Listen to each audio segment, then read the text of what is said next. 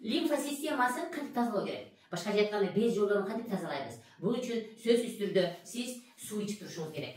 Суу адамга сөзсүз түрдө 2,5 литр, 3 литр жайында, кышында 2 жана 2,5 литрге чейин ичүү керек. Сууну кандай ичесиз? Ар бир тамак ичердин астында, эртең менен түштө кечинде тамактын алдында 200-300 грамм жылуу сууну жутушуңуз керек. Шыр жутушуңуз керек. Бул 40 жана 50 градуста суу болуш керек. Оз күйүп турган жылуу суу болуш керек. Ал эми ошол ар бир тамак ичкендин ортосунда, обед менен завтрактын, завтрак менен обед ужиндин ортосунда сиз термоска ошол 40 градуста сууну куюп алып, уртап жүрүүңүз. Бул сиздин лимфа системаңызды тазалоого чоң жардам берет. Мөмө жемиштерден эмне жардам берет? Анар, кызылча, клюква, сабиз, хрен, ачуу жана таттуу болгар калемпирлери, чеснок, имбирь, миндаль, ашкабак данеги, солодка тамыры.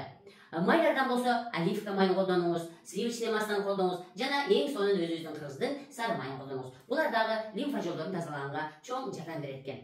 Лимфа системасы бул биздин денебиздеги зыяндуу жана керексиз нерселерди баарын шыпырып сыртка айдап чыгаруучу щетка, башкача айтканда шыпырга деп эсептесек болот. Демек мен сиздердин лимфа бездериңиздерди тазалап жүрүүңүздөргө чоң көңүл буруңуздарды суранып кетер элем.